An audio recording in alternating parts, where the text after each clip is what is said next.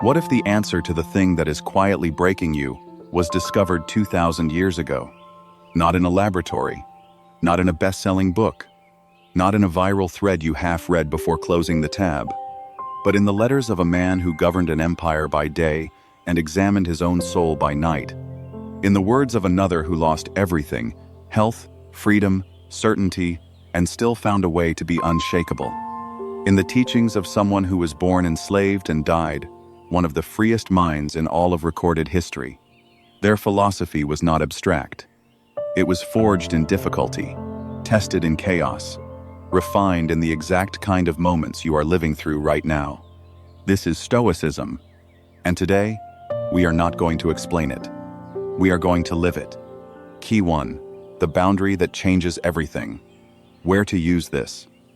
Every time you find yourself anxious about something you cannot change, you are sitting in traffic, or reading a message that arrived at the wrong moment, or replaying a conversation that has already ended, and somewhere in the middle of all that you are suffering. Not because of the traffic, not because of the message, because of the story you are telling yourself about the traffic, about the message, about what it all means. Epictetus drew a line that is perhaps the most useful line ever drawn in the history of human thought. Some things are up to us, some things are not. That is the entire philosophy, if you want it in 11 words. Your thoughts yours, your choices yours, your response to what arrives yours. The traffic? Not yours. The weather? Not yours. How someone else chooses to behave? Never yours. The moment you stop spending energy on the second category, something releases. Not because the world improves, because you have stopped fighting a battle you were never going to win. Marcus Aurelius wrote, "You have power over your mind, not outside events. Realize this, and you will find strength." Use this today. The next time something frustrates you, ask simply, is this within my control? If yes, act. If no, release. That single question, asked honestly and repeatedly, changes the texture of an entire life. Key 2. The obstacle that is also the path. Where to use this. When something you worked toward has fallen apart, there is a moment that most people know but rarely speak of openly. The moment when what you were building stops working. The rejection. The collapse. The plan that met reality and lost. And in that moment, the mind does something very human and very unhelpful. It decides this is evidence of something being wrong with you. The Stoics looked at obstacles differently. Not with forced optimism, not with the performance of positivity, but with something more honest. Curiosity. What is this teaching me that I could not have learned any other way? Marcus Aurelius wrote, "The impediment to action advances action. What stands in the way becomes the way." The rejection letter that forces you to refine your approach. The failed relationship that reveals what you actually need. The project that collapses and shows you exactly where the foundation was weak. These are not punishments. They are accelerants disguised as losses. Use this today. Take something that is currently frustrating or disappointing you and ask one question. What is this trying to show me? You do not need to feel grateful for it. You only need to stay curious. Key 3. The only moment that exists. Where to use this. When anxiety about the future or regret about the past is consuming your present, the mind is a remarkable time traveler. It visits yesterday with regret. It visits tomorrow with fear. It schedules elaborate meetings with problems that have not yet arrived and conversations that may never happen. And while it is away on all these journeys, this moment is passing, uninhabited, unlived. Marcus Aurelius returned to this again and again in his private writings. Confine yourself to the present, not because the past is unimportant, not because the future doesn't matter, but because the past is finished and the future is not yet real. Right now is the only place where anything can actually be done, felt, changed, or chosen. Seneca wrote, "True happiness is to enjoy the present without anxious dependence upon the future." Use this today. Choose one ordinary moment, a meal, a walk, a conversation, and be entirely in it. Not thinking about what comes after. Not reviewing what came before. Just here. Just this. You will be surprised how much is already present when you are present enough to notice it. Key 4. The muscle called discipline. Where to use this. When you know what you should do, and keep choosing what is easier instead.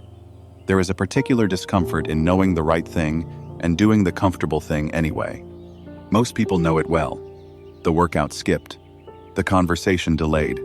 The work postponed until some unnamed future when motivation will supposedly arrive.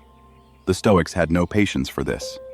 Not because they were harsh, but because they understood that every time you choose comfort over what you actually value, you are voting against yourself. Marcus Aurelius wrote, "You have power over your mind, not outside events." Seneca added, "Be steadfast. Control your desires, rather than being controlled by them." And Epictetus, plainly, "No great thing is created suddenly." Discipline is not punishment. It is not restriction. It is the practice of making choices that the future version of you will be grateful for. Use this today. Identify the one thing you have been postponing that your values actually require. Not the task. The choice. Make it once. Not perfectly. Just once. Today. That is how the muscle is built. Key 5. The weather of feeling. Where to use this. When an emotion has taken over and you cannot think clearly. Emotions are not problems to be solved. They are information. And like all information, they are most useful when you can read them clearly, which is difficult to do when you are drowning in them. The Stoics did not teach the suppression of feeling. They taught something far more precise. The recognition that feeling something and being governed by it are two entirely different experiences. Marcus Aurelius, "You have power over your mind." This does not mean the emotion should not exist. It means the emotion should not make the decision. When something strong arrives, grief, frustration, fear, longing, the Stoic practice is not to push it down. It is to witness it. To say internally, "I notice this. I am not this." That small distance between the feeling and the observer of the feeling is where clarity lives. Use this today. The next time an emotion arrives strongly, pause before acting on it. Name it quietly. I am feeling angry. I am feeling afraid. I am feeling hurt. Then ask, what does this feeling need from me that is different from what it is demanding? The answer is usually gentler than the demand. Key 6. The reminder of impermanence. Where to use this. When something trivial is consuming disproportionate energy, the Stoics practice something called memento mori, the quiet, honest remembrance that this life is finite. Not as a dark thought, as a clarifying one. Marcus Aurelius wrote, "You could leave life right now. Let that determine what you do, and say, and think." When you hold that truth gently, not with fear, but with the particular clarity it offers, something shifts. The argument that felt urgent becomes obviously small. The approval you were reaching for becomes obviously unnecessary. The moment you were rushing past becomes obviously worth inhabiting. Use this today. Bring to mind something that has been consuming your energy. Then ask, will this matter at the end? Is this worth the portion of my life I am giving it? If yes, engage with full presence. If no, set it down. Memento mori is not about death. It is about choosing what deserves your life. Key 7. The practice of gratitude. Where to use this. On the difficult days when nothing feels sufficient, the mind has a bias toward what is missing. It is designed, in part, to scan for gaps, for threats, for what needs to be fixed. This is useful for survival. It is not useful for living. Marcus Aurelius wrote, "When you arise in the morning, think of what a precious privilege it is to be alive, to breathe, to think, to enjoy, to love. Not to be happy, not to be successful, to be alive." Seneca observed that we spend our lives chasing what we do not have, rarely pausing to notice that what we have already contains more than we have fully received. Use this today. Before the day asks anything of you, name 3 things that already exist in your life that you have not recently acknowledged. Not the grand things, the quiet ones. The light through a window. The person who knows your voice. The body that carried you through everything you have survived. Gratitude is not a feeling that arrives on its own. It is a practice, and like all practices, it changes what you perceive the more consistently you engage with it. Key 8. The standard you set for yourself. Where to use this. When you are measuring yourself against others instead of your own values, there is a particular exhaustion that comes from living by external standards. From shaping your choices around what others expect, what others approve of, what others will notice and reward. It is exhausting because the standard keeps moving, because it was never yours to begin with.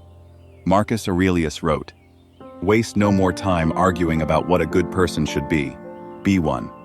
The Stoics were not concerned with the opinion of the crowd. They were concerned with one question: am I acting in accordance with what I actually believe? That is the only standard that does not shift based on who is watching. Use this today. Identify one area of your life where you have been performing for others rather than living for yourself. Not to judge the performance, but to recognize it. And then ask, what would I do here if no one were watching? That answer is closer to you than almost anything else you will find today. Key 9. The gift of acceptance. Where to use this. When you are exhausted from resisting something you cannot change, there is a difference between acceptance and resignation. Resignation says, I give up. Acceptance says, I see what is. Now what can I do with it? The Stoics had a name for this love of fate, amor fati.